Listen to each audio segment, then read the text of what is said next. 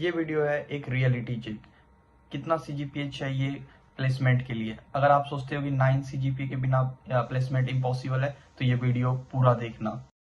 इस वीडियो के एंड तक आपको एग्जैक्ट क्लैरिटी मिलेगा कि प्लेसमेंट के लिए मिनिमम कितने सीजीपीए की रिक्वायरमेंट है, कम से कम कितना होना चाहिए, वो 7 या 9 या 8.5 एवरीथिंग, और कंपनी वाइज मैं बताऊंगा चीजें, तो आप देखते रहिए।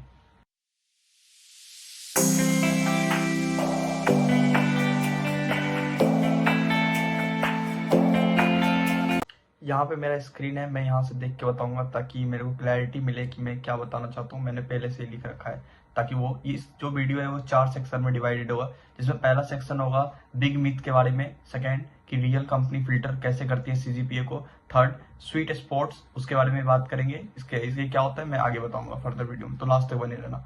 अगर सीजीपीए लो है, ये चौथा सेक्शन होगा, अगर सीजीपीए लो है तो क्या होगा। तो ये 4 सेक्शन है, चलिए शुरू करते हैं एक एक करके। शुरू करते हैं बिग मिथ से। सबको ऐसा लगता है कि सबसे बड़ा मिथ यह है कि हाई सीजीपीए का मतलब है कि गारंटी प्लेसमेंट। तो रियलिटी ये है कि 8+ सीजीपीए वाले रिजेक्ट भी हो रहे हैं और 6.1 और 7 सीजीपीए वाले प्लेस्ड हो रहे हैं। तो सिर्फ सीजीपीए ही प्लेसमेंट डिसाइड नहीं करता, ये क्लियर होना चाहिए। ये पहला बिग मिथ है जो दिमाग से निकाल दीजिए। सेकेंड बात कर रहे हैं रियल कंपनी फिल्टर्स की। जैसे पता है कि टियर 1 कंपनीज जो आती है, बैंक फैंग कंपनीज, उसके product and service based companies हो गए। फिर मास रिक्रूटेड जो कंपनी है जैसे एसेंचर हो गया, टीसीएस हो गया, इन्फोसिस हो गया। तो देखते हैं कैसे वो अपना कट ऑफ या फिर सीजीपीए को रखते हैं अपने फिल्टर आउट के लिए। तो टियर 1 कंपनीज के लिए जो सीजीपीए का कट ऑफ है वो 7.5 से 8+ होना चाहिए, और साथ में वो स्ट्रॉन्ग डीएसए और आपका जो भी रेज्यूमे है उसमें प्रोजेक्ट रिक्वायर्ड है, तो ये सब होनी चाहिए। तो आप टियर 1 कंपनीज के लिए फिल्टर आउट हो जाओगे, ठीक है, वहां पे आप सिलेक्ट हो जाओगे, कहने का रेज्यूमे सिलेक्ट हो जाएगा।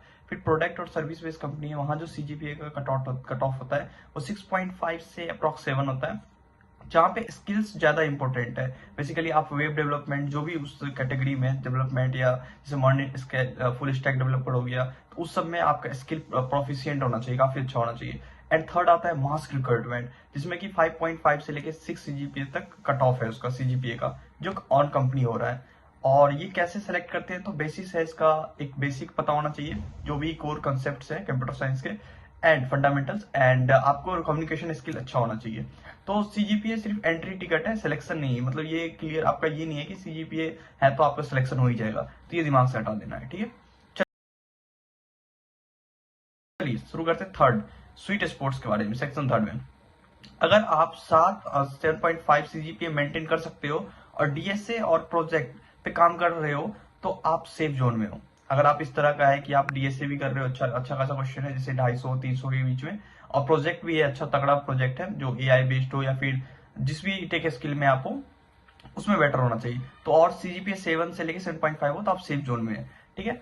इससे नीचे हो तो स्किल से कॉम्पनसेट करना होगा, मतलब स्किल को कॉम्पनसेट करो। और अगर ये वो इसके मतलब आप इससे ज्यादा अच्छे हो स्किल सीजीपीए में, तो स्किल्स इग्नोर कर सकते हो, ठीक है। चलिए शुरू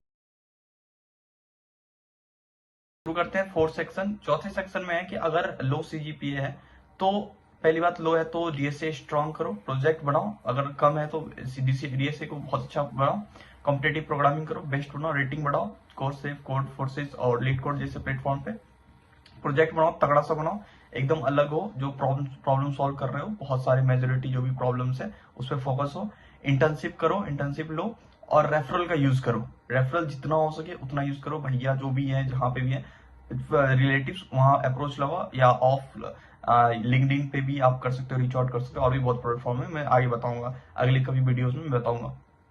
अगर लो सीजीपीए है तो ये एंड नहीं है, ठीक है, आप एफर्ट ज्यादा लगाना होगा आपको इस चीज के बारे में। तो ये 4 जो चीजें हैं आपको पता होना चाहिए कैसे है।